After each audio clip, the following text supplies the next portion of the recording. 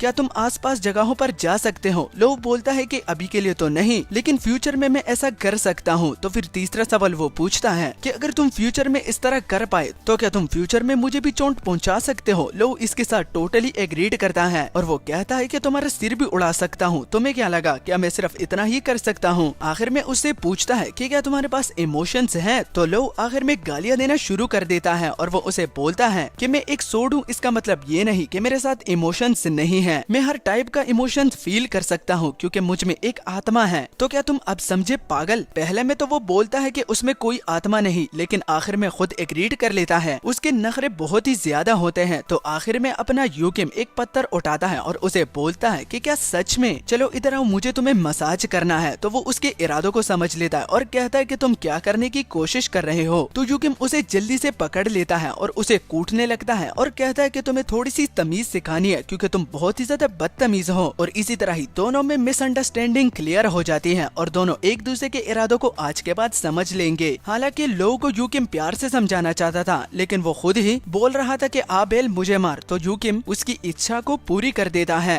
Scene cut हो जाता है और जब उन लोगों की फाइट खत्म हो जाती है, यानी कि यूकिम और ऑर्क्स के दरमियान, तो उसके साथ इतने ज्यादा क्रिस्टल होते हैं कि बैग तो फुल ब फुल होता है और अंदर और क्रिस्टल डालने की जगह नहीं होती। वो अपने आप को बहुत ही ज्यादा ब्लेस्ड फील करता है क्योंकि इतना ज्यादा भारी भरकम बैग उसे कभी भी उठाना नहीं पड़ा था। तो लोग दोबारा अपने यूकिम का मजाक उड़ाता है। तो यूकिम जब उसे तिरछी नजरों से देखता है तो उसकी टांगे कांपने लगती है और वो कहता है कि मैं तो जस्ट मजाक कर रहा था। बाद में वो दोनों डिसाइड करते हैं कि इसमें तो ज्यादा मजा नहीं आ रहा क्योंकि बहुत ही ज्यादा इजीली लेवल्स हैं, मुझे वो लोग आगे जाने नहीं देंगे और इसका रिवॉर्ड्स बहुत ही ज्यादा कम है। तो नेक्स्ट टाइम टावर में नहीं आते बल्कि डंजन का रुख इख्तियार कर लेते हैं। एक फ्रेंडली रिमाइंडर देना चाहता हूँ कि यूकिम आखिर इतना ज्यादा स्ट्रॉन्ग कैसे है। उसका लेवल तो 1 है, लेकिन जब वो लो से फाइट करता है और वो जो अपने एनिमीज को मार देता है तो उन्हीं को ही वो एब्जॉर्ब कर लेता है। और लो का जब लेवल बढ़ जाता है तो उससे लो के अटैक्स, डिफेंस, ये सब कुछ भी बढ़ जाते हैं। तो अगर यूकिम लेवल 1 भी हो लेकिन उसका सोर्ड इतना ज्यादा आगे है कि जिसकी मदद से वो किसी मॉन्स्टर को भी हरा सकता है। सीन कट हो जाता है और जो मैनेजर होता है वो यूकिम की बात को सुनता हुआ कि वो डंजन जाना चाहता है तो वो उसे एकदम रोक लेता है क्योंकि आजकल जो डंजन्स हैं वो बहुत ही ज्यादा अजीब हरकतें कर रहे हैं। एक F रैंक का डंजन बीचों बीच में ही C रैंक का हो गया। यूएस में बहुत सारे लोग डंजन की वजह से मरे हैं। मैनेजर को पता है कि वो कैसा फील कर रहा है। 5 सालों के बाद वो अपनी स्पेशल एबिलिटी को यूज कर पा रहा है, जिसके कारण वो बहुत ही ज्यादा उतावला हो रहा है। वो उसे पूरी उम्र के लिए डंजन को अवॉइड करने का नहीं बोल रहा बल्कि कुछ ही टाइम के लिए, क्योंकि डंजन कुछ अजीब बर्ताव कर रहे हैं और इसे पूरा 1 मंथ हो गया है। यूकिम और लो की मुलाकात भी 1 मंथ पहले हुई थी। तो क्या ये इसी की वजह है? लेकिन बाद में वो इसे टुकरा कर बोलता है कि शायद डंजन में ही कुछ मसला है। टावर से बाहर आता हुआ वो बहुत ही ज्यादा उतावला होता है और वो आखिर में सब्र ना करते हुए फोन को उठाकर उस डंजन के रिक्वेस्ट पर अप्लाई करता है। उसे मैनेजर की बात मान लेनी चाहिए क्योंकि मुझे भी ऐसा लगता है, लेकिन मुझे ये भी लगता है कि उसे न्यू एबिलिटीज को ट्राई कर लेना चाहिए ताकि हमें और भी ज्यादा एक्शन करने को मिले। और इसी को ही अपने सामने लाते हुए वो फोन कॉल लगाता है और डंजन के मालिक को कॉल लगाता है। अगले दिन ही यूकिम उस बंदे के पास मिलने के लिए जाता है जो कि इस डंजन का पार्टी लीडर होने वाला है। यूकिम उसे अपनी सारी डिटेल्स दे देता है कि वो उसका फर्स्ट टाइम है कि वो एक डंजन में जा रहा है। इससे पहले वो कभी भी डंजन में नहीं गया। तो पार्टी लीडर सब कुछ संभालने की गारंटी लेता है और उसे सिर्फ टाइम पर आने का बोलता है कि टाइम पर आना, मुझे और तुमसे कुछ भी नहीं चाहिए। बाकी डंजन के अंदर देखा जाएगा कि क्या होगा और क्या नहीं। अभी के लिए टाइम पर आना जरूरी है। तो यहाँ पर हमें बताया जाता है कि 2 तरह की डंजन होती है। एक वो जिसे क्लियर करने के बाद वो डायरेक्ट गायब हो जाती है। दूसरा जो कि क्लियर करने के बाद दोबारा कुछ टाइम के लिए बंद हो जाती है और बाद में दोबारा खुल जाती है और दोबारा प्लेयर्स अंदर हंट करने के लिए जाते हैं। हालांकि जो गायब होते हैं उनमें रिवार्ड्स बहुत ही ज्यादा अच्छा होता है, लेकिन वो बहुत ही ज्यादा डेंजरस होते हैं। दूसरे के मुकाबले में वो बहुत ही जल्दी खत्म हो जाती है, लेकिन उनके रिवार्ड्स बाकी डंजन से बहुत ही ज्यादा बेटर होते हैं। तो इसी तरह ही यूकिम की टीम उस डंजन के अंदर चली जाती है। वो नोटिस करता है कि यहाँ पर जितने भी लोग हैं वो एक दूसरे से बात नहीं कर रहे और उसे समझ में आ जाता है कि ये भी मेरी तरह है जो कि एक वेबसाइट से यहाँ पर मिशन करने के लिए आए हैं। लेकिन पीछे वही पार्टी लीडर एक लड़की के साथ बात कर रहा होता है। तो यूकिम समझ जाता है कि ये दोनों पहले से एक दूसरे दूसरे को जानते हैं। थोड़ी दूर जाने के बाद पार्टी लीडर उन लोगों को रोकने का बोलता है क्योंकि सामने से कुछ आवाजें आ रही होती हैं और वो आवाजें ज़ॉम्बीज़ की होती हैं जो कि बहुत ही बड़ा झुंड होता है। लीडर डायरेक्ट ही टैंकर को बोलता है कि जल्दी से डिफेंड बनाओ। टैंकर ऑर्डर लेता हुआ डायरेक्ट एक ज़ॉम्बी को रोक लेता है और लीडर सोर्ड्समैन को बोलता है कि अब तुम्हारी बारी है। तो यूकिम और दूसरा बंदा टूट पड़ते हैं। पीछे से लीडर एक सपोर्ट कास्ट होती है। वो लोग काफी अच्छी टीम की तरह लड़ रही होती है, एक नॉर्मल टीम जैसे लड़ती है वैसे ही। लेकिन यूकिम पर नजर डालते ही उन लोगों के पैरों तले जमीन खिसक जाती है क्योंकि इस तरह की फाइट कभी उन लोगों ने अपनी आंखों से नहीं देखी। यूकिम ज़ॉम्बीज़ को चीरता हुआ सब ज़ॉम्बीज़ को एक ही झटके में हरा देता है और जब सारे ज़ॉम्बीज़ मर जाते हैं तो वही टैंकर और जो दूसरा बंदा होता है वो उससे ऑटोग्राफ मांगते हैं कि वो बहुत ही ज्यादा औसम लग रहा था और उन्हें लगता है कि ये डंजन बहुत ही जल्दी क्लियर हो जाएगी। जितनी जल्दी क्लियर होगी उतना ज्यादा रिवॉर्ड होगा। तो वो दोनों अपने रिवॉर्ड्स के लिए खुश भी होते हैं। वो टैंकर यूकिम को टावर से जानता है और बोलता है कि आज के बाद टावर में हम दोनों मिलकर मिशन किया करेंगे। यूकिम एक बहुत ही ज्यादा घबराई हुई स्माइल देता है और बोलता है कि तुम्हारी बात ठीक है, लेकिन अभी के लिए इस मिशन पर फोकस करते हैं। थोड़ी सी रेस्ट करने के बाद पार्टी लीडर दोबारा आगे बढ़ने का बोलता है। लो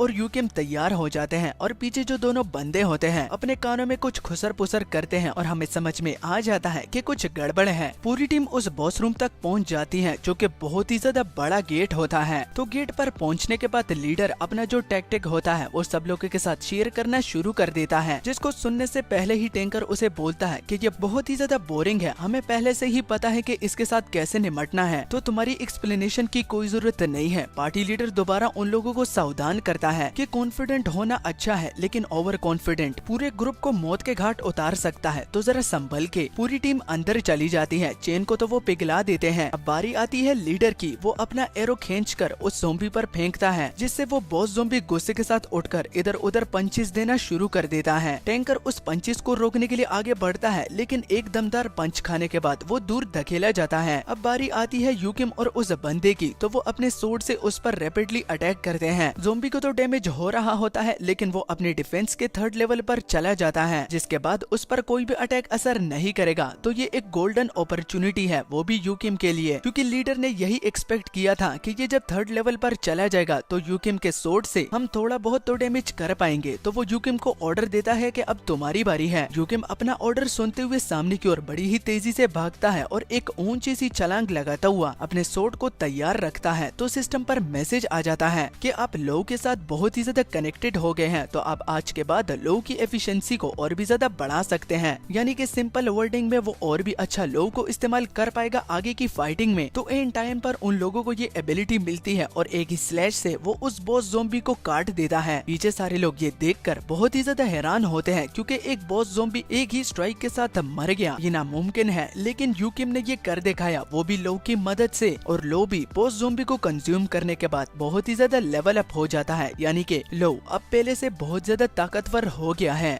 यूकिम के एक ही स्ट्राइक से बॉस ज़ॉम्बी गिर जाता है तो ग्रुप मेंबर्स बहुत ही ज्यादा खुश हो जाते हैं क्योंकि उन्होंने आज तक इतनी आसानी से एक डंजन को क्लियर नहीं किया था। एक तो उन लोगों को इतना ज्यादा काम भी ना करना पड़ा और ऊपर से उसका एक ड्रॉप आइटम भी गिर जाता है जो कि एक पैरालाइजेशन डैगर होता है। बाद में पार्टी लीडर सब लोगों को सर्कल में बैठने का बोलता है ताकि वो इन प्राइस की डिस्ट्रीब्यूशन कर सके, क्योंकि कॉन्ट्रैक्ट में लिखा हुआ था कि जैसे ही डंजन क्लियर होगी तो हम एक दायरा बनाकर किस्मत से सेलेक्ट करेंगे कि किस बंदे को क्या मिलने वाला है। लेकिन पीछे जो टैंकर होता है वो बहुत ही ज्यादा सस्पिशियस तरीके से अपने यूकिम को नीचे करके डैगर के बारे में बोलता है कि इस डैगर का असली हकदार तो वही है, क्योंकि उसने बॉस ज़ॉम्बी को एक ही स्ट्राइक के साथ हरा दिया। क्योंकि उसकी नजरों से सारा का सारा काम यूकिम ने किया है तो वही इस डैगर का असली हकदार है। यहाँ पर वो चारा डालता है। यूकिम को उसकी बातें थोड़ी बहुत सही लगती है क्योंकि सारा काम उसी ने ही तो किया है, लेकिन अब उसके आगे क्या विचार है ये उसे नहीं पता। और बाद में टैंकर उसे समझाता है कि उसे क्या करना है और क्या नहीं। इन 5 सालों में यूकिम अच्छा प्लेयर तो नहीं बन पाया, लेकिन इसमें उसको बहुत ज्यादा एक्सपीरियंस मिला है। वो एक गाइड का काम करता था तो वो बंदों को देखकर ही उनके इरादों के बारे में समझ लेता है कि अब ये क्या करने वाले हैं। लेकिन उसने एक्सपेक्ट नहीं किया था कि वो एक ऐसे ग्रुप में है जो कि अपने ही दोस्तों में आस्तीन के सांप हैं। और जहाँ तक इस पार्टी लीडर और इस लड़की की बात हो रही है तो मुझे इनके बारे में कुछ भी नहीं पता। मुझे इतना पता है कि ये लड़की कोई आम लड़की नहीं बल्कि बहुत ही ज्यादा खतरनाक है। तो लीडर बाद में डाइस निकालने के लिए अपने जेब में जैसे ही हाथ डालता है तो टैंकर को मौका मिल जाता है और वो अपनी जगह से बड़ी ही फुल स्पीड के साथ और अपने हाथों में वो पैरालाइजेशन डैगर पकड़ता हुआ उसकी ओर बढ़ जाता है। उसने यूकिम और उस दूसरे बंदे को ये नहीं बोला था कि वो उसे जान से मारने वाला है। तो यूकिम से सब्र नहीं होता और वो अपने इस लीडर को मरता हुआ नहीं देख सकता, तो वो उसका हाथ सही टाइम पर पकड़ लेता है और उसके हाथ को जोर से मरोड़ता हुआ वो उस टैंकर को जमीन पर मार देता है ताकि वो आगे कुछ ना कर पाए। टैंकर को लगा था कि यूकिम उसी के ही साथ है, लेकिन यूकिम ने ये एक्सपेक्ट नहीं किया था कि टैंकर उसके लीडर को मारने की कोशिश करेगा। टैंकर उस पीछे सोर्डमैन को आवाज लगाता है ताकि वो उसकी मदद करने के लिए आए, लेकिन वो खुद ही इतना ज्यादा डरा होता है कि उसके डर के मारे पाँव ही नहीं हिल रहे होते। लेकिन उस सब सिचुएशन में यूकिम को जो अजीब बात लगी है वो ये है कि जब टैंकर ने उसको मारने की कोशिश की तो वो 1 इंच भी नहीं हिला, और ऊपर से ये साइड में जो ये लड़की है इसके हाथ में ये डैगर कब आ गया, मैंने तो नोटिस ही नहीं किया कि इसने ये अपना डैगर कब निकाला है। लेकिन लीडर 1 इंच भी नहीं हिला, तो इसका मतलब ये है कि ये लड़की इसकी बॉडीगार्ड है। यूकिम दोनों की आइडेंटिटी के बारे में पूछता है तो लीडर सेम यूकिम से बोलता है कि हम भी वही जानना चाहते हैं कि तुम आखिर कौन हो। यूकिम दोनों गद्दारों को ठिकाने लगाने के बारे में बोलता है तो लीडर को सिचुएशन समझ नहीं आती। यूकिम उसे बताता है कि तुम ही तो टारगेट हो रहे थे, तो तुम्हारा ही हक बनता है कि तुम इन लोगों के साथ क्या करना चाहते हो। तो लीडर थोड़ी देर तक सोचकर बाद में अपनी उस लड़की जिसका नाम हारिम होता है उसे वो ऑर्डर देकर सामने की ओर भेजने का बोलता है। तो हारिम अपना शैडो को रिलीज करती है और वो इतनी स्पीड से यूकिम के पास गुजरती है कि यूकिम को नोटिस ही नहीं होता और वो कब इतनी जल्दी पीछे चली गई और कब उसने उस सोर्डमैन को नॉकआउट कर दिया। इन सब को अपनी आंखों से देखने के बाद यूकिम इतना तो समझ जाता है कि इस लड़की को अंडर एस्टिमेट नहीं किया जा सकता। अगर इसको अंडर एस्टिमेट किया तो मौत के घाट उतर सकते हैं। उसके मूव को कॉपी करता हुआ हमारा यूकिम टैंकर को भी सेम स्ट्राइक लगाता है और उसे भी नॉकआउट कर देता है। नॉकआउट करने के बाद वो उस डैगर को अपने पास रखने का इंसिस्ट करता है। लीडर बोलता है कि ये कुछ ज्यादा नहीं हो रहा, तो यूकिम बोलता है कि मैंने तुम्हारी जान बचाई है तो मैं इतना तो डिजर्व करता हूँ, और तुम्हारी जैसी पर्सनैलिटी वालों के लिए तो ये डैगर बहुत ही पूरी कोड़ी जैसा होगा। लीडर उससे बोलता है कि क्या वो उसे जानता है, तो यूकिम उसे बोलता है कि अगर तुम्हारे साथ कोई ऐसा बॉडीगार्ड है तो इसका मतलब ये है कि तुम कोई आम बंदे नहीं हो, और हाँ मुझे तुम्हारी आइडेंटिटी जानने में कोई भी इंटरेस्ट नहीं है, ना ही इस लड़की के बारे में, लेकिन मुझे इस बात में इंटरेस्ट है कि ये तुम्हारे ही टारगेट्स हैं, तो तुम ही इन लोगों को संभालो। मैं अंदर हंट करने के लिए जाता हूँ, मुझे जाने से पहले थोड़े और पैसे कमाने हैं। और वो सारा काम उन दोनों पर छोड़ देता है और अंदर खुद हंट करने के लिए चला जाता है। लोग भी उसे सावधान करता है कि ये लड़की बहुत ही ज्यादा डेंजरस निकली, उसने खुद भी ये एक्सपेक्ट नहीं किया था। अगले सीन में वो पार्टी पीछे होती है और यूकिम और लो सामने ज़ॉम्बीज़ के साथ लड़ रहे होते हैं। लो यूकिम को बताता है कि वो 2 बंदों को उन डेंजरस बंदों के साथ कैसे छोड़ सकता है। अगर वो धोखा देकर उसके पीछे ही आ गए तो फिर वो क्या करेगा। यूकिम बोलता है कि मैंने उसकी जान बचाई है तो वो मुझे मारने की कोशिश नहीं करेगा, और हालांकि उसके साथ वो लड़की है, मैं किसी तरह से भी उसे संभाल पाऊंगा, लेकिन बहुत ही ज्यादा मुश्किलों से। लेकिन उन दोनों की ये बात उसे अच्छी लगी कि एक बार समझाने से कि वो आगे मजीद हंट करना चाहता है तो वो उसे डिस्टर्ब नहीं कर रहे। ये कहते कहते वो बॉस रूम तक भी पहुंच जाता है क्योंकि बचे कुछ ज़ॉम्बीज़ को तो उसने हरा दिया है और लो ने उसे एब्जॉर्ब भी कर लिया है। लो को ज़ॉम्बी का ब्लड बिल्कुल भी पसंद नहीं आता, तो वो बाहर जाने का जल्दी से जल्दी इंसिस्ट करता है। उस बॉस ज़ॉम्बी के पास दोबारा आने की वजह सिर्फ यूकिम को ही पता है, लेकिन जब वो उसे छूने की कोशिश करता है तो साइड पर दीवार बहुत ही ज्यादा हेलो होती है। ऐसा लगता है कि इसे तोड़ा जा सकता है, तो वो लो से भी पूछते कि यहाँ पर पहले से था। लो इनकार करता है और वो दोनों उस दीवार को तोड़ने का प्लान बनाते हैं और अगले ही पल लो और यूकिम उस दीवार को तोड़ देते हैं। बहुत ही ज्यादा धूल मिट्टी उठती है, सामने की ओर कुछ नजर नहीं आ रहा होता, लेकिन लो को कुछ महसूस होता है कि उसी की ही तरह एक और ईगो यहाँ पर मौजूद है, लेकिन धूल मिट्टी इतनी ज्यादा है कि वो नजर ही नहीं आ रही। और हमें तो वो नजर आ रही है कि सामने की ओर एक और ईगो है जो कि लो का बेस्ट फ्रेंड होने वाला है और यूकिम का एक दूसरा वेपन। धूल और मिट्टी हटने के बाद हमारे मेन प्रोटैगनिस्ट को अपना ईगो नजर आ जाता है और उसे अब तक ये पता नहीं होता कि अगर आप लेवल अप ना कर पाए तो दुनिया में ऐसी भी कोई वेपन्स हैं जो कि आप लोगों को इतना ज्यादा स्ट्रॉन्ग बना सकते हैं कि लेवल अप करने के बारे में आपको फिक्र करने की कोई जरूरत नहीं है। तो वो इतने सालों तक क्या करता रहा। तो जब वो ईगो की ओर देखता है तो वो लो की तरह होता है, लेकिन उससे बहुत ही ज्यादा साफ, जैसे कि एक एक्सकैलिबर। एक्सकैलिबर एक हेवनली वेपन है जो कि आप लोगों ने बहुत सारे मानवा, मांगास और अपने एनिमेस में सुना होगा। उसको टच करते ही सेम फीलिंग आती है और वो उसे बोलता है कि क्या तुम मेरे मास्टर हो, तो वो उसे अपना मास्टर बनाकर उसके साथ कॉन्ट्रैक्ट कर लेता है। वो इस कॉन्ट्रैक्ट से उसे हैरान नहीं होता, क्योंकि उसने पहले भी लोगों के साथ कॉन्ट्रैक्ट किया है। कॉन्ट्रैक्ट जैसे ही हो जाता है तो आसपास की जितनी भी दीवारें होती है वो गिरने लगती हैं। दोनों ईगोस अपने यूकिम को बोलते हैं कि यहाँ से भाग निकलो, तो दोनों एक साथ बोलते हैं, जिसकी वजह से दोनों आपस में लड़ना झगड़ना शुरू कर देते हैं। यूकिम उन दोनों को तो शांत करवा लेता है और अगर उसे यहाँ से निकलना है तो उसे रिवॉर्ड रूम की तरफ जाना होगा। तो जैसे ही सोल्यूशन मिल जाता है तो वो अपने आप को रिवॉर्ड रूम में ट्रांसफर कर देता है, लेकिन जाने से पहले वो एक बड़ी आंख को पाता है, जो कि बहुत ही बड़ी एक डीमन की आंख होती है। जैसे ही डंजन कोलैप्स हो जाती है तो ये एक ब्रेकिंग न्यूज बन जाती है और सब टीवी पर सिर्फ इस डंजन के बारे में बात हो रही होती है कि आखिर ये डंजन कैसे कोलैप्स हुआ। ये तो अब तक ठीक था, लेकिन आखिर ये क्या वजह है, आखिर आजकल के डंजन्स को क्या हो रहा है। डंजन के रिवॉर्ड से अपना यूकिम जो होता है वो अपनी माँ को ज्यादा अच्छे डॉक्टर्स के पास तो नहीं लेकर जा सकता, लेकिन उसने इतना कर लिया है कि वो उसे एक अच्छे हॉस्पिटल में एडमिट करवा दिया है, तो अब डॉक्टर्स उनकी देखभाल करेंगे। अगली सुबह अगेन यूकिम टावर पर चढ़ने के लिए ठान लेता है, लेकिन वो कंस्ट्रक्शन को देखने के बाद बहुत ही ज्यादा हैरान होता है, क्योंकि वो बिल्कुल एक सिटी की तरह लग रही है। डिपार्टमेंट रूम ने बताया था कि वो कंस्ट्रक्शन का काम कर रहे हैं, लेकिन उन लोगों ने ये नहीं बताया था कि वो पूरी की पूरी एक सिटी बना रहे हैं। जाते जाते उसके मन में सिर्फ एक शक होता है कि क्या वो 5th फ्लोर को कंप्लीट कर पाएगा या नहीं, क्योंकि उसी गेट के सामने ये बेहोश पड़ा हुआ था और उसे ये हिस्ट्री चेंज करनी है। तो जैसा हम समझ रहे थे, यूकिम और लो इतना ज्यादा पावरफुल हो गए हैं कि वो 5वें के साथ 6th floor, 7th floor, 8th floor और आखिर में वो 9th फ्लोर तक भी पहुंच जाता है। उसने अपनी जिंदगी में कभी भी ये नहीं सोचा था कि वो 9th फ्लोर तक भी पहुंच सकता है, क्योंकि कल ही की तो बात थी, वो एक लूजर था, लेकिन अब देखो वो अकेले 9th फ्लोर पर आ चुका है। वहीं पर ही उसे सियोक वू की बातें याद आ जाती हैं कि वो उसे बता रहा था कि लेवल अप करना ये प्लेयर बनने के लिए बिल्कुल भी मैटर नहीं करता। मैटर ये करता है कि तुम हार मानने वालों में से हो या फिर हार मानने वालों में से नहीं हो। अगर इन दोनों चीजों में तुम फर्क जान लो तो मैं तुम्हें गारंटी के साथ बोल सकता हूँ कि तुम एक बहुत ही अच्छे प्लेयर बनोगे। तो सियोक की बात सच निकली और यूकिम इस बात को समझ लेता है कि जितने ईगोस उसके साथ होंगे वो उतना ज्यादा स्ट्रॉन्ग होता जाएगा। उस नए ईगो का नाम एली होता है। तो शेयर्ड एक्सपीरियंस से, यानी कि फाइटिंग करने के दौरान जब एक्सपीरियंस लोगों को अकेले मिलते थे वो अब एली के साथ भी शेयर होते हैं, तो दोनों एक साथ ही ग्रो कर रहे हैं और यूकिम को भी फील होना शुरू हो जाता है कि वो वाकई में स्ट्रॉन्ग बन रहा है। एली बहुत ही ज्यादा खास ईगो है, क्योंकि उस पर एक डीमन सील लगा हुआ था और उसने एक डीमन आई भी देखी थी, तो दोनों का मामला सेम है। तो वो एली से पूछता है कि क्या तुम्हें उस डीमन आई के बारे में पता है। एली को तो कुछ भी याद नहीं है, उसे इतना पता है कि वो वहाँ पर कैद था और उस पर डीमन सील लगा हुआ था और उसे उस डीमन आई के बारे में कुछ भी पता नहीं होता। तो और ज्यादा ईगोस हमारे यूकिम को और भी ज्यादा फायदा पहुंचाएंगे, तो वो और ज्यादा ईगोस को तलाश करने का ठान लेता है और उसे एक बहुत ही अच्छी जगह पता होती है कि ईगोस को कहाँ ढूंढा जाए। तो सीन कट हो जाता है और हमें ऑक्शन बिल्डिंग को दिखाया जाता है। ऑक्शन यानी एक चीज पर दाम लगाया जाता है और बाकी जितने भी अमीर फैमिलीज होते हैं वो उसको खरीदने में अपना अपना दाम बताते हैं। तो आखिर में दाम जिसका ज्यादा होगा तो वही चीज उसकी हो जाएगी। तो वो काफी टाइम से उस ऑक्शन रूम में बैठा होता है और जहाँ तक ईगो की बात चल रही थी उन लोगों को अभी तक ईगो नहीं मिला। यूकिम भी समझ जाता है कि ईगो को ढूंढना इतना आसान नहीं है, क्योंकि वो हर जगह पर नहीं मिलते। वो एक रेयर आइटम है तो उसे ढूंढना बहुत ही ज्यादा मुश्किल है। आइटम पे आइटम बदलता जाता है और आखिर में जो कि उस शो का आखिरी आइटम होता है तो वही आखिर में एक ईगो होता है। दोनों जो लो और एली होती है दोनों मास्टर को बोलते हैं कि ये तो एक ईगो है और अगले ही पल वो ऑक्शन खत्म हो जाता है, लेकिन वो उसके हाथ नहीं लगता, क्योंकि उसकी बहुत ही बड़ी दाम थी जिसके कारण वो उसे नहीं खरीद सकता था, क्योंकि वो गरीब है और उसे अपनी औकात का पता चल चुका है कि ऑक्शन में हर कोई ऐसे वैसे तो नहीं बैठ सकता। बाद में वो काफी बड़ी क्रीपी स्माइल देता है, क्योंकि उसके पास जो डेगर था उसने वो $100,000 में बेचा है और खुशी में आकर वो इसी तरह की स्माइल दे रहा है और लो और एली से बोलता है कि मेरे करीब आ जाओ, मुझे तुम्हें एक कस की चुम्मी देनी है। दोनों ईगो को एक दूसरे की फिक्र पड़ जाती है कि अब मास्टर क्या करने वाले हैं। अगले सीन में यूकिम दुकान से निकलता है क्योंकि वो कुछ ग्रोसरीज खरीद रहा था। उसी में ही मैनेजर का कॉल आ जाता है और थोड़ी देर बातें करने के बाद वो अपने मुंह से मैनेजर को बोल देता है कि मैं एक लेवल 1 प्लेयर हूँ और मुझे डंजन में जाना है। लास्ट टाइम जब मैं डंजन में गया था तो मॉन्स्टर से ज्यादा मुझे प्लेयर पर नजर रखनी पड़ रही थी, क्योंकि वो आस्तीन के सांप जो हैं। ये नहीं सुनता वो मैनेजर उस पर भड़कने लगता है, क्योंकि उसने उसे बताया था कि अभी के लिए उसे डंजन में नहीं जाना चाहिए, लेकिन उसने उसकी बात नहीं मानी। यूकिम उसे बोलता है कि वो एक F रैंक डंजन था, लेकिन अगर मैं दोबारा जाऊँ तो मुझे टीम की जरूरत है, क्योंकि मैं सोलो नहीं कर सकता और ना ही मैं कोई हाई रैंकर हूँ और ना ही वो मुझे करने की इजाजत दे देंगे। तो मुझे पता है कि तुम कुछ न कुछ तो कर लोगे, क्योंकि तुम मेरे खास दोस्त जो हो, और हाँ तुम्हारा प्रमोशन भी हो गया है। तुमने मुझे पार्टी देने का वादा किया था, वो भी मुझे याद है। कल आके तुमसे पार्टी लूंगा। कॉल कट जाती आती है और वो अपने घर की ओर रवाना हो जाता है। उसे टावर पर चढ़ने में मजा नहीं आता क्योंकि लोगों को लेवल अप करने के लिए उसे ब्लड चाहिए और उस टावर में पेस बहुत ही ज्यादा स्लो है। उसे डंजन में जाना है ताकि दोनों ईगो एक साथ बढ़ सके और दोनों की ताकत बराबर रहे, लेकिन उसके लिए उसे एक टीम चाहिए। लेकिन उसने मैनेजर को ये काम सौंप दिया है, तो आज का जितना भी काम था उसने वो कंप्लीट कर लिया है। अब घर जाना है और इस चीज को खाना है। हमारे मेन प्रोटैगनिस्ट के गोल्स अभी तक नहीं बदले होते। उसे बहुत ही ज्यादा पैसा कमाना है ताकि वो अपनी फैमिली को सपोर्ट कर पाए। वो अपनी छोटी बहन के बारे में भी फिक्र करता है क्योंकि अब वो एक प्लेयर है तो काफी गुंडे उसे टारगेट कर सकते हैं। तो उसकी सेफ्टी के लिए और घर वालों का खर्चा उठाने के लिए उसे मजबूरन डंजन में जाना होगा। लेकिन वो जाए तो आखिर कैसे जाए क्योंकि सारे डंजन बुक हैं और सब डंजन का एक लीडर होता है। वो चुपके तो अंदर नहीं जा सकता और ना ही वो अकेले जाने में उसको इजाजत देंगे। तो उसी दौरान ही सामने उसे एक रोशनी नजर आती है जिसको देखने के बाद उसके पैरों तले जमीन खिसक जाती है क्योंकि वो रोशनी धीरे धीरे करके एक बहुत ही बड़ा पोर्टल बन जाता है, यानी कि एक डंजन का पोर्टल। तो वो उसे देखता ही शौक में हो जाता है, लेकिन उसकी किस्मत होती है कि इस डंजन का कोई भी मालिक नहीं है और अगर वो अकेला भी जाना चाहता है तो वो अकेला भी जा सकता है। अगले सीन में उस मैनेजर को बहुत ही ज्यादा मैसेजेस आते हैं कि एक नया पोर्टल डिस्कवर हुआ है और वो अपने ऑफिस में आराम से चाय की चुस्की लेता हुआ जब उस खबर को पढ़ता है तो चुस्की लेता हुआ वो उस पूरे चाय को बाहर फेंक देता है क्योंकि जिसने उसे डिस्कवर किया है तो वो और कोई नहीं बल्कि यूकिम है। अगले ही पल न्यूज रिपोर्टर वाले आ जाते हैं और यहाँ पर एक रूल हमें पता चलता है कि अगर एक पोर्टल को आप डिस्कवर कर ले तो अपना डिस्टेंस बरकरार रखे, अंदर ना जाए अगर आप प्लेयर भी हो। अगर आप इन दोनों चीजों को फॉलो कर लेते हो और अगर आप एक प्लेयर हो और आप उस डंजन को पहले ही डिस्कवर कर ले, इस रूल को फॉलो कर ले, तो वो पोर्टल आपका ही होगा। मैनेजर आता हुआ उसे साइड पर लेकर जाने की रिक्वेस्ट करता है क्योंकि उसे पता है कि ये एकदम से ही अंदर जाने वाला है और वो उसकी बात को नहीं सुनेगा क्योंकि वो उसी का ही पोर्टल है। और बाद में उसे एक कैफे के अंदर ले जाता है तो चाय की चुस्की दोबारा लेता हुआ मैनेजर समझ जाता है कि ये बहुत ही ज्यादा स्टबर्न है और इसकी बात नहीं मानेगा और वो अंदर पोर्टल में जाएगा। शुक्र है कि वो एक एफ रैंक डंजन है, अगर इससे हायर होता तो तब भी वो उसकी बात ना मानता। वो उससे टावर के लेवल के बारे में पूछता है कि अब तक वो कितना चढ़ा है, तो 11th फ्लोर तक वो चढ़ गया है और उसका लेवल भी उसे पता है, लेकिन फिर भी वो उसके बारे में बहुत ही ज्यादा फिक्रमंद होता है। मैनेजर बहुत ही ज्यादा अच्छा बंदा है, वो यूकिम को मुश्किल में नहीं देख सकता तो वो उसे बताता है कि पूरे 4 दिन में तुम्हें दूंगा, 4 दिनों में जितने भी अपनी प्रिपरेशन कर सकते हो मुझसे मिलने के लिए आ जाओ। मैं तुम्हारा एक टेस्ट लूंगा और अगर तुम उस टेस्ट को पास कर लेते हो तो तुम पोर्टल में अंदर जा सकते हो और तुम उसके लायक भी हो, लेकिन अगर तुम हार गए तो तुम चाहे जितना भी गिड़गिड़ा लो लेकिन मैं तुम्हें अंदर जाने नहीं दूंगा। ये एक ओपनली चैलेंज मैनेजर ने यूकिम को दिया है। यूकिम अंदर जाना चाहता है लेकिन मैनेजर उसे रोकना चाहता है, तो दोनों में एक फाइट होगी। अगले ही सीन में 4 दिन गुजर जाते हैं जहाँ पर वो एक स्पेशल रूम में चला जाता है जहाँ पर रैंकर्स, हाई रैंकर्स और यूनिक एबिलिटी वाले आपस में 1v1 करते हैं। उसकी ड्यूरेबिलिटी बहुत ही ज्यादा है तो वो दोनों जिस तरह चाहे फाइट कर सकते हैं। वो यूकिम को एक ऑफर देता है कि अगर वो उस फाइट को नहीं लड़ना चाहता वो उसे डिले भी कर सकता है, लेकिन यूकिम अभी लड़ना चाहता है क्योंकि वो रूम जो होता है वो उसके इंटरेस्ट को पा चुका है। उसकी प्रमोशन की जब बात आती है तो उसका दोस्त नजर नहीं आ रहा। जब से उसे प्रमोशन मिला है तो उसका दोस्त नजर नहीं आ रहा, तो मैनेजर बताता है कि वो एक क्रेवन गिल्ड को ज्वाइन कर चुका है जिसके बारे में यूकिम ने कभी भी नहीं सुना। मैनेजर एक 1v1 करना चाहता है लेकिन उसके हाथ में वेपन नहीं होता, तो यूकिम बताता है कि मेरे साथ फाइट करने में मुझे लाइटली मत लेना, अगर तुम वेपन उठाना चाहते हो तो तुम उठा सकते हो। तो मैनेजर परेशानी में बोलता है कि लगता है कि तुम मुझे बहुत ही ज्यादा अंडर एस्टिमेट कर रहे हो। मैं एक हाई रैंकर हूँ, इसका मतलब ये नहीं कि तुम मुझसे इस लहजे में बात कर सकते हो। मैं ऑफिस के कामों में बहुत ही ज्यादा बिजी होता हूँ, लेकिन इसका मतलब ये नहीं कि मैं एक प्लेयर नहीं हूँ। मैं भी तुम्हारी तरह था। क्या तुम मेरी पोजीशन पर आना चाहोगे? तुम्हारे साथ काम करने में बहुत ही ज्यादा मजा आएगा। लेकिन वो उसकी इस ऑफर को भी डिक्लाइन करके बोलता है कि चलो स्पार कर लेते हैं। मैनेजर एक छोटा सा पंच हवा में देता है जिससे एक इतना बड़ा शॉकवेव क्रिएट हो जाता है कि वो सीधा जाकर यूकिम को लगता है और यूकिम को समझ आ जाता है कि एक हाई रैंकर होता है, उसे अंडर एस्टिमेट नहीं किया जा सकता। सिर्फ एक छोटी फ्लिक की मदद से उसने इतना बड़ा शॉकवेव बना लिया है, तो सोचो कि अगर वो मुझे एक पंच दे दे तो मेरा क्या हाल होगा। शॉकवेव से दोनों बहुत ही ज्यादा एक्साइटेड हो जाते हैं। यूकिम को एक्सपीरियंस मिलेगा और मैनेजर को अपना प्राइम वक्त याद आ जाएगा जब वो एक हाई रैंकर हुआ करता था। यूकिम को पता है कि वो उसे नहीं हरा सकता, लेकिन वो फाइट के बगैर इस तरह नहीं हार मान सकता। वो जस्ट अटैक करने के बारे में डिसाइड करता है, लेकिन तब तक मैनेजर उसके चेहरे के सामने अपना पैर ला चुका है। बड़ी मुश्किलों से वो अपने सोर्ड को बाहर निकालता है और उसे ब्लॉक कर लेता है, लेकिन ब्लॉक करने का इम्पैक्ट भी बहुत ही ज्यादा भारी भरकम होता है। उसको इस तरह स्ट्रगल करता हुआ देखकर मैनेजर उसे बोलता है कि क्या सच में तुम तुम प्रिपेयर होके आए हो। मैंने तुम्हें पूरे 4 दिन दिए थे, क्या तुम 4 दिनों में सिर्फ इतना ही कर पाए? मैं तो तुमसे बहुत ही ज्यादा एक्सपेक्ट कर रहा था, लेकिन अब फोकस करो। अगर तुम डंजन में इस तरह अपना गार्ड डाउन कर लोगे तो मैं गारंटी के साथ बोल सकता हूँ कि वो तुम्हारा आखिरी सफर होगा। यूकिम को ये बात चुभती है, लेकिन वो इस बात को टाल नहीं सकता कि इसकी बातों में दम है, लेकिन वो प्लान के बगैर नहीं आया। उसने भी अपना एक प्लान बनाया है। सीन कट हो जाता है और हमें 4 दिन पहले का सीन दिखाया जाता है, जहाँ पर यूकिम अपने लिए एक आर्मर खरीदने के लिए जाता है। उसके पास ईगो तो है लेकिन आर्मर नहीं है। वो सर्च करना चाहता है, हो सकता है कि उसे एक आर्मर ईगो मिल जाए। एली बताती है कि अगर उसे ईगो सेंस हुआ तो वो उसे डायरेक्ट बताएगा। और दूसरी ओर लो, जो कि उसका मजाक उड़ा रहा होता है, क्योंकि वो जब भी किसी चीज को देखता है तो उसकी प्राइस को देखने के बाद उसके फेस रिएक्शन को देखकर लो बहुत ही ज्यादा हंसता है, क्योंकि उसका मास्टर गरीब है लेकिन वो एक ईगो को पाना चाहता है। सारी प्राइजेस को देखने के बाद उसकी आंखें बाहर आ जाती हैं और कुछ ही देर में ही वो अपना होप खो बैठता है। उसके साथ इतना पैसा नहीं है तो वो बैठ जाता है। उसी टाइम पर ही एक बच्चा जो कि 2 बंदों के साथ बहस कर रहा होता है कि उसकी ग्रैंडपा की दुकान बहुत ही ज्यादा बेस्ट है, लेकिन वो मानते नहीं और इग्नोर कर जाते हैं। एली उस बच्चे के पीछे जाने का बोलती है, क्योंकि उस बच्चे ने जो कपड़े पहने होते हैं और जो जूते वो ईगो होते हैं। यूकिम इस मौके को जाने नहीं देता और उसे कहता है कि मुझे अपनी ग्रैंडपा की दुकान पर ले चलो। बच्चा खुशी खुशी उसकी बात को मान लेता है और उसे ग्रैंडपा की दुकान पर ले जाता है। अब नीचे बेसमेंट से लोगों को भी बहुत ही ज्यादा ईगोस की प्रेजेंस महसूस होती है, और जैसे ही एकदम दरवाजा खुलता है तो दोनों एक साथ बोलते हैं कि यहाँ पर जितनी भी चीजें हैं वो तो ईगो है। आखिर ये बुड्ढा कहाँ से इतने सारे ईगोस को इकट्ठा करके ले आया? इतने सारे ईगोस को देखने के बाद यूकिम के साथ साथ उसके दोनों बडीज भी बहुत ही ज्यादा हैरान होते हैं, क्योंकि ईगोस बहुत ही ज्यादा रेयर हैं, लेकिन इस बूढ़े आदमी के साथ इतने ज्यादा ईगोस हैं कि इसे काउंट करना भी बहुत ही ज्यादा मुश्किल है। तो लोग बताता है कि ये नेमलेस ईगोस हैं, यानी कि जब भी एक ईगो होता है तो वो फुल पार्ट्स में होता है, लेकिन ये कुछ पार्ट्स खो चुके हैं, तो मैं इसको नेमलेस ईगोस ही बुलाऊंगा। तो बूढ़ा आदमी यूकिम को देखने के बाद उसे जाने का बोलता है, क्योंकि उसे उस आदमी को नहीं बेचना जो कि उसके काम को अप्रिशिएट ना करे और इसकी एबिलिटीज को ना समझे, लेकिन वो इंसिस्ट करता है कि वो तुमसे ही खरीदेगा। वो उसे बताता है कि तुम इसका इस्तेमाल नहीं कर सकते तो इसे खरीदने का क्या फायदा? तो यूकिम बोलता है कि अगर मैंने इस्तेमाल करके दिखाया तो क्या ये तुम बेचोगे? तो जिसके जवाब में बूढ़ा आदमी बोलता है कि अब मजाक करना भी बंद करो। तो वो उसे ये भी बताता है कि ये एक नेमलेस सोर्ड है और इसका लेवल कितना है। वो चिल्लाता है कि तुम जस्ट मजाक कर रहे होगे, क्योंकि सिर्फ वही इसके नेम्स और इसकी एबिलिटीज को देख सकता है। लेकिन यूकिम एकदम करेक्ट आंसर बताता है, जिसके बाद वो बूढ़ा आदमी राजी हो जाता है कि वो इस सोर्ड को यूकिम को बेचेगा। तो यूकिम उस सोर्ड को उठा लेता है और बूढ़ा आदमी बहुत ही ज्यादा एक्साइटेड होता है कि अब ये क्या करने वाला है। तो ईगो का पहले नाम सेलेक्ट किया जाता है, तो वो एक सोर्ड को उठाकर उसका नाम शार्पनेस बताकर कहता है कि तुम्हारा नाम आज के बाद शार्पनेस है। बूढ़ा आदमी और वो बच्चा हैरान, लेकिन जब सीन हमें दिखाया जाता है तो शर्मिंदगी का मकाम होता है, क्योंकि उस ईगो को अपना नाम पसंद नहीं आया तो वो एक्टिव ही नहीं हुआ। एली बोलती है कि कोई बात नहीं, बहुत सारे पड़े हैं तो अब दूसरे को चुन सकते हैं। सीन प्रेजेंट में आ जाता है और स्पेशल रूम में दोनों के बीच में फाइट हो रही होती है। यूकिम अब इस बार सबसे पहले अटैक करता है। बड़ी ही स्पीड के साथ वो उस पर अटैक करने के लिए जाता है, लेकिन उसकी सोर्ड को ही अपने हाथों से ही दूर करता हुआ हमारा मैनेजर बहुत ही ज्यादा कूल लग रहा होता है। उसे गुस्से के साथ बोलता है कि तुम अभी तक बहुत ही ज्यादा हिचकिचा रहे हो, तुम्हारा ये हिचकिचाना तुम्हारे लिए बहुत ही बड़ी मुसीबत बन सकता है अगर तुम डंजन में एक मर्तबा एंटर कर जाओ। अब दोनों सीरियस हो जाते हैं और दोनों एक दूसरे पर टूट पड़ते हैं। यूकिम बहुत ही ज्यादा अटैक्स करता है और मैनेजर उसे इतनी आसानी से डॉर्च करता है कि जैसे वो कुछ हो ही ना। हमने अभी तक देखा है कि यूकिम की स्पीड बहुत ही ज्यादा है, लेकिन मैनेजर के सामने वो पानी कम चाय है। वो उसके अटैक्स को पहले से आता हुआ देख लेता है, उसे डॉर्च भी कर लेता है, उसे ब्लॉक भी करता है और उस पर अटैक भी, तीनों एक साथ करता है। मैनेजर को मैंने खुद भी बहुत कम समझा था, लेकिन एक हाई रैंकर होता है। आखिर में एक मौके का फायदा देखते हुए वो अपना पंच रेडी करके यूकिम को जैसे ही देने वाला होता है तो सीन दोबारा पास्ट में चला जाता है, जहाँ पर यूकिम को तो रियल में भी कुछ नहीं मिल रहा, लेकिन अब सारे ईगोस उसे रिजेक्ट कर रहे हैं क्योंकि वो उसे पसंद नहीं। दोनों लो और एली अपने मास्टर का दिल रखने के लिए बोलते हैं कि हम दोनों तुम्हें पसंद करते हैं। अब ये तो नहीं हो सकता कि हम दोनों पसंद करेंगे तो बाकी के ईगोस भी आपको पसंद करने लगेंगे, लेकिन खैर अब हिम्मत मत हारिएगा। एली तो उसे मोटिवेशन दे रही होती है, लेकिन लो जो कि उसका मजाक उड़ा रहा होता है उसे कहता है कि रियल में भी तुम बहुत गरीब हो और ईगोस भी तुम्हें नहीं चुन रहे, तुम तो बहुत ही ज्यादा होपलेस बंदे हो। वो गुस्सा हो जाता है, लेकिन लो अपनी बातें वापस ले लेता है। आखिर में एक शील्ड जिस पर वो हाथ लगाता हुआ उसे बन हार्ट का नाम देता है। वो उस नाम को पसंद करके उसके साथ लिंक हो जाता है, लेकिन वो आर बार अपनी एबिलिटीज को खो चुका है और यूकिम उसकी बहुत सारी एबिलिटीज को इस्तेमाल नहीं कर पाएगा, लेकिन अभी के लिए उसके लिए एक आर्मर चाहिए और वो उसके लिए एकदम परफेक्ट है। सीन दोबारा प्रेजेंट में आ जाता है और जब वो पंच उसके पेट पर सीधा जाकर लगता है तो बर्नहार्ड रिफ्लेक्टिव अटैक को एक्टिव कर लेता है, यानी कि जो भी उस पर अटैक करेगा तो उसका इम्पैक्ट उल्टा उसी बंदे पर पड़ेगा जो कि उस पर अटैक कर रहा है। लेकिन मैनेजर एक हाई रैंकर और उसका पंच इतना भारी, वो इतना दमदार पंच देता है कि वो हमारे यूगिन को पीछे दूर इतनी तेजी से फेंकता है कि उसकी कमर ही स्पेशल वॉल को तोड़ देती है। सामने से एक बोतल मैनेजर उसके पास फेंक कर बोलता है कि इसे पी लो, ये इंटरनल इंजरीज के लिए है, और उसे कहता है कि तुम पास हो गए हो। मुझे पता नहीं कैसे, लेकिन तुम उस वक्त मुस्कुरा रहे थे। ये बहुत ही अच्छा प्लान था, तुम्हें शुरू से ही पता था कि मैं क्या करने वाला हूँ और तुमने अपना दिमाग का इस्तेमाल किया। ये डंजन में बहुत ही ज्यादा जरूरी है, तो तुम इस टेस्ट को पास कर गए हो। वैसे वो उसकी एबिलिटीज को भी पूछता है कि ये क्या था, तो यूकिम बताता है कि वो उसकी मेहनत का पल था। अगले सीन में दोनों पोर्टल के सामने खड़े होते हैं। मैनेजर उसे बताता है कि अगर एक वीक में तुम इसे क्लियर ना कर पाओ तो एजेंसी वाले आ जाएंगे और तुमसे ये छीन लेंगे, और वो उसे 5 दिनों का वक्त देता है कि अगर 5 दिनों में ये इसे क्लियर ना कर पाया तो वो अंदर खुद आएगा और उसे बाहर निकालेगा। और वो उसे बोलता है कि स्मोक बॉम्ब, पोशन, ये सब कुछ तुमने रेडी कर लिया है। यूकिम बोलते कि हाँ मैंने सब कुछ रेडी कर लिया है। तो लो बोलता है कि ये इतना ज्यादा चिड़चिड़ा क्यों है, इस डंजन का रैंक और उस दूसरे का रैंक तो सेम था, तो ये इतना ज्यादा चिड़चिड़ा क्यों है। यूकिम बताता है कि ये मेरी एक फादर की तरह देखभाल कर रहा है, मैं इसे बहुत ही ज्यादा एडमायर करता हूँ। पूरे डिपार्टमेंट में अगर मैं बताऊँ तो ये सबसे ज्यादा मेरा ख्याल रखता है, तो इसलिए मैं इसकी बातों को बिना किसी सवाल के मान लेता हूँ। और इसी तरह यूकिम पोर्टल के अंदर चला जाता है। आते ही अंदर बहुत ही ज्यादा गुप्त अंधेरा होता है। उस डंजन का स्ट्रक्चर एक गुफा की तरह होता है, लेकिन यूकिम सिर्फ इसके बारे में फिक्रमंद होता है कि ये एक सस्टेन होना चाहिए, यानी कि हम इसे दोबारा भी इस्तेमाल कर पाए। मैं इसी के बारे में ही दुआ करूंगा। हालांकि ये डंजन एफ रैंक है, लेकिन ये इसे अंडर एस्टिमेट नहीं करेगा क्योंकि कुछ भी हो सकता है। और साइड से एक वुल्फ आकर उस पर अटैक करता है, लेकिन वो उसे सक्सेसफुली मार डालता है। पीछे उसी वुल्फ का एक बहुत बड़ा भंडार होता है। यूकिम उन्हें देखकर मुस्कुराकर बोलता है कि it's time to level up.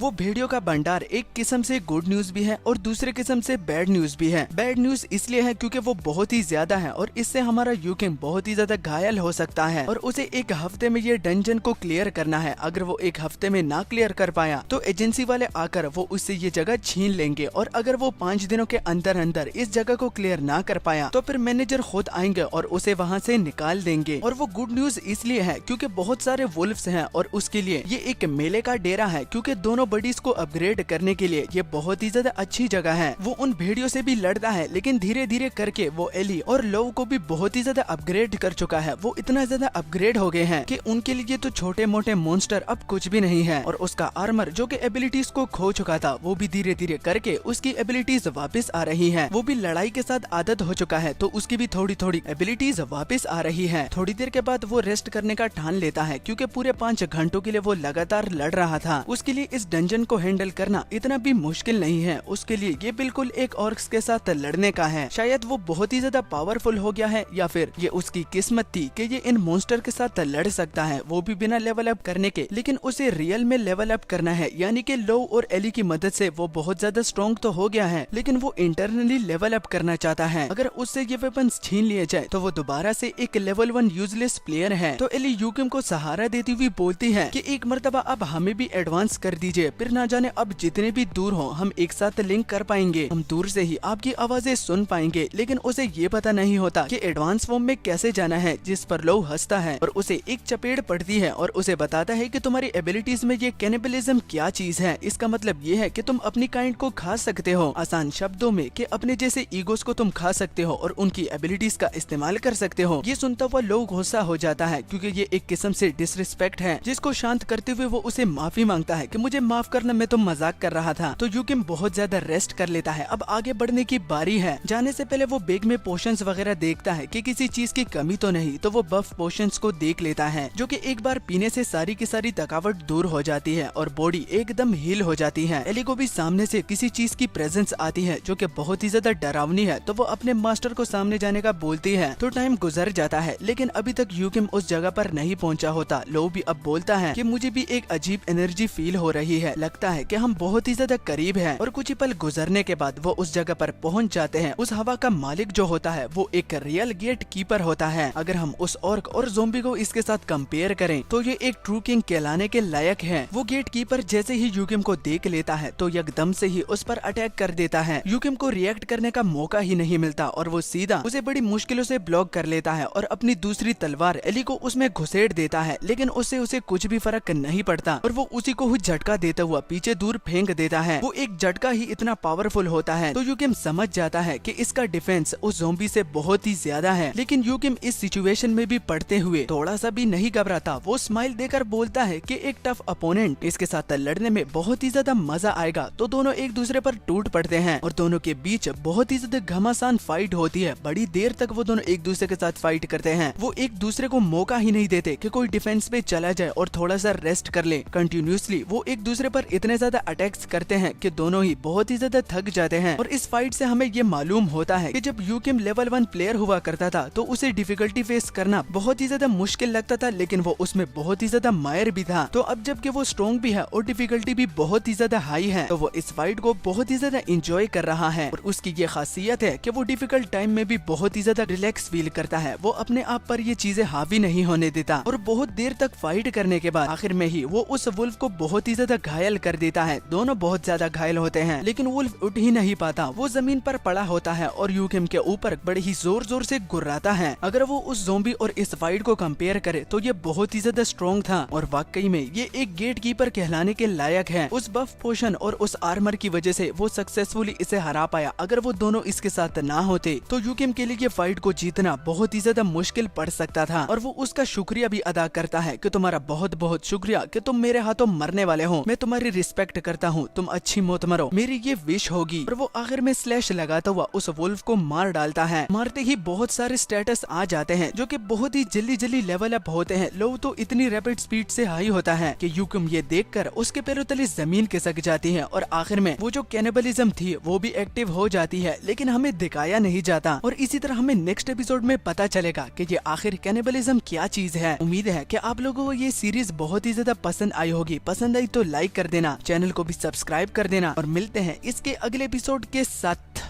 Bye.